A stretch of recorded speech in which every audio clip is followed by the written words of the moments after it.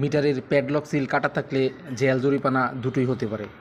আপনারা ডিসপ্লেতে যে লকটা দেখতে পাচ্ছেন, এটা হলো মিটারের একটি নিরাপত্তা সিল। যখন বিদ্যুৎ কর্মীরা মিটার ইনস্টল করার পরে এই লকটা লক করে দিয়ে ফিক্সড করে দেয়। এই লকটা ফিক্সড করার ফলে মিটার আর দ্বিতীয়বার কেউ খুলতে পারবে না। যদি খুলতে হয় তাহলে এই লকটা কেটে খুলতে হবে। এখন এই লকটা কাটলে কি হতে পারে? এই লকটা কাটলে জেল জরিমানা দুটোই হতে পারে। এটাকে আমরা বিদ্যুৎ কর্মীর বাসায় লক বলবো না, বলবো এটা একটা তালা।